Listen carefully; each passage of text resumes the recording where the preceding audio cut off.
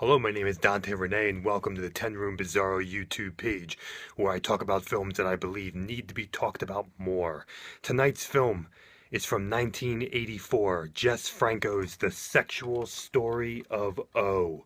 This is put out by Severin Films, and it looks like it was put out in 2007 by Severin Films. And this movie is seemingly still in print, but harder to come by. I believe it's also part of a combo set that you can get. But this film is getting harder and harder to come by, I believe, in its print status. This is put out by Severin Films, and it says totally uncut and uncensored for the first time ever in America. 1984 is The Sexual Story of O by Jess Franco. This is a very, very powerfully sexual, seductive, and bitterly dark, ominous film. This is a film that is both beautiful and evil at the same time. It is a film that is both sexually erotic and ominously dark and subversive and disturbing at the same time. And this is what makes this film so dangerous. This is what makes Jess Franco as a director a dangerous director and an amazing director. This film right here really displays that type of power. And I'm going to talk about this film in a variety of elements. Let's go first with the music. It says that it's done by Pablo Villa, and that name is used in other ones of his films. I believe that might be a pseudonym, maybe for Daniel White. I'm not exactly sure. But the music in here, there is a theme that runs through the film that you'll hear at the beginning of the film and throughout the moments of this film that is just unbelievably beautifully unnerving and trance-like and serene and just something that is very, very pleasing to your ears, and it just makes you feel mysterious, and there's a mysteriously there's just this mysterious Jess Franco vibe to it, with a woman's voice going through it. It almost reminds me at times of the feeling that the main theme for the film Cecilia gives me, by Jess Franco as well.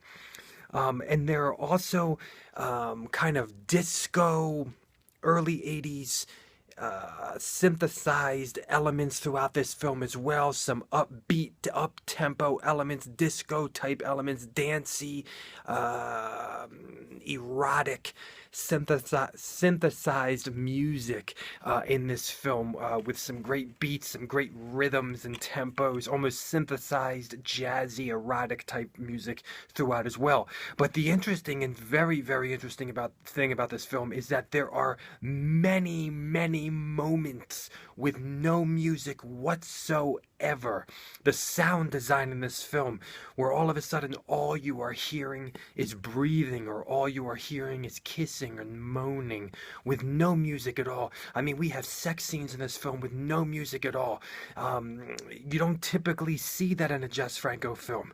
There is unnerving silence in this film, and music is placed only in these specific areas with reason. And we talk about the style of this movie.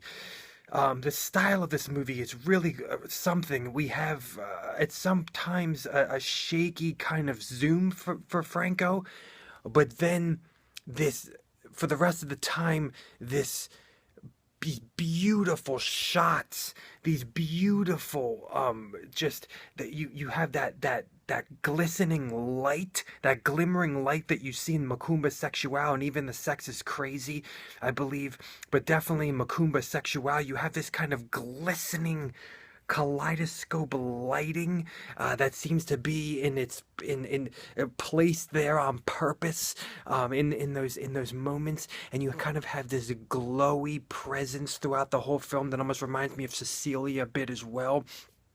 focus and out of focus. You have beautiful shots through things, through blinds, through grass, through flowers.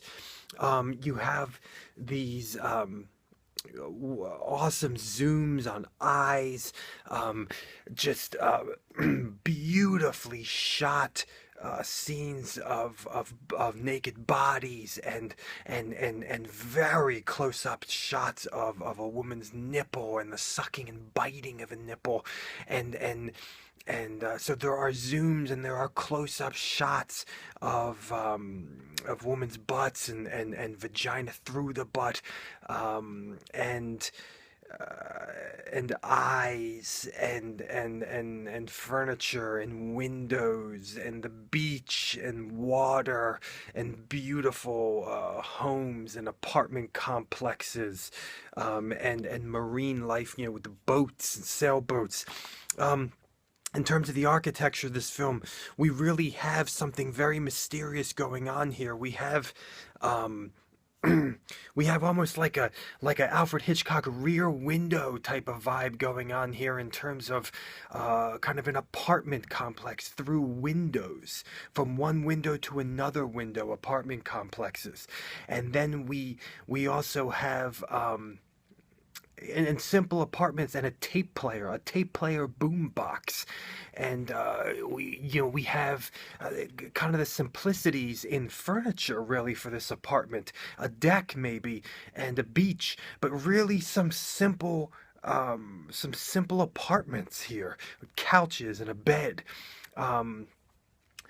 And some a great shot of a stairwell, but it's really when we go into the latter portion of the film that we get to this very mysteriously and elegant and a home, but that is also utilized in simplicity. And really the thing that we're really looking at the most in this home is its beautiful backyard and beautiful table and an eating scene in the backyard there. Something that I really want to make mention of here is the theme of roses, the theme of flowers in this film, just artistically, visibly, from the opening credits of the film, but throughout the film, and then where those flowers tend to be and where they are beckoning and where they are leading you to, or where they are kind of foreshadowing where the film is going to go later on, these red flowers, and how Franco kind of intercuts these red flowers throughout the film in very bizarre moments, throughout sex scenes, or in a way that's almost dangerous. That danger vibe, and throughout kind of ominous, dark scenes, throughout